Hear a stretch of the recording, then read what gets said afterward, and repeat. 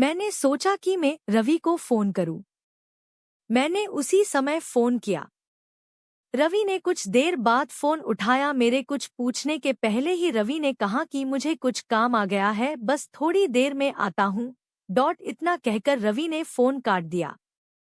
वो मुझसे झूठ बोल रहा था। आखिर ऐसा क्या कर रहा था जो उसे मुझसे झूठ बोलना पड़ रहा था?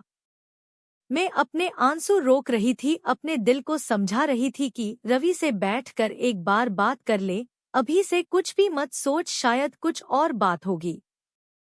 लेकिन फिर यही ख्याल आता कि आईने में मैंने उसे देखा। थोड़ी देर बाद हमारी काम वाली राखी भी आए गई। उसने मुझे इस तरह चिंता में देखा तो पूछा कि मैडम क्या हुआ? मैंने उसे कुछ नहीं कहा और अपने कमरे में चली गई। रवि करीब 2 घंटे बाद घर आए। उनकी शक्ल देखने पर मुझे गुस्सा आ रहा था। मैंने पूछा कि कहाँ गए थे?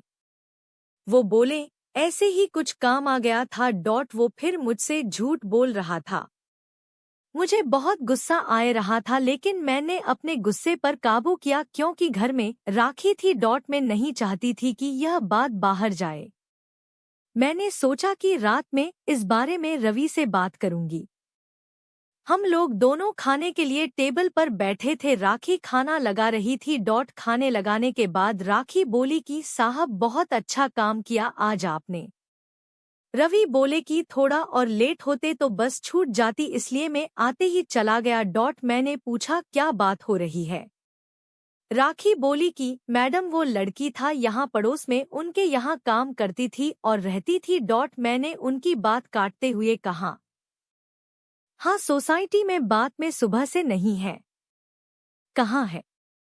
राखी ने फिर कुछ ऐसा बताया जो मैंने सोचा भी नहीं। हाँ। राखी ने कहा कि वो छोटे गांव की है।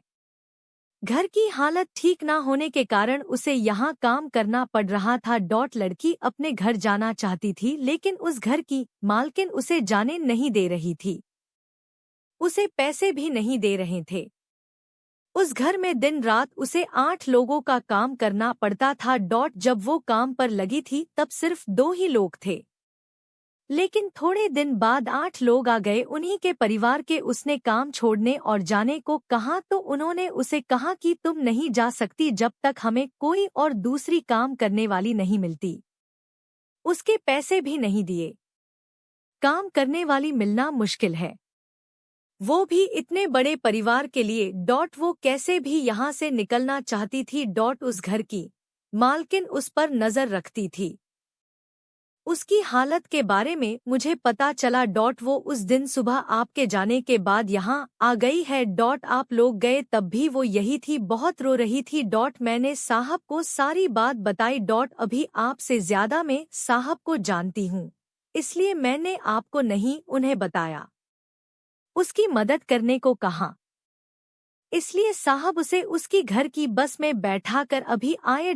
रवि ने कहा कि इसलिए मैं ऑफिस से जल्दी आया। जब मैं आया तो वो बाथरूम में छिपी थी, डरी हुई थी। मैं उससे बात कर ही रहा था कि तुम आ गई और वो फिर बाथरूम में छिप गई। इतना सब जल्दी में हो गया कि तुम्हें बताने का समय ही नहीं मिला और मैं उसे लेकर बस अड्डे चला गया। तुम्हारा फोन आया तो मैंने सोचा कि घर जाकर आराम से सारी बात बताऊंगा। लड़की सीधी थी। वो खुश थी कि अपने घर जा रही है। राखी और रवि की बात सुन मुझे यकीन नहीं हुआ। राखी ने कहा कि बाहर छोटे शहर से काम करने वाले जो आते हैं वो भी इंसान होते हैं, यह बड़े लोग कब समझेंगे। अपने स्वार्थ के लिए उसे रख रखा था। उसकी बात सोचने लायक थी।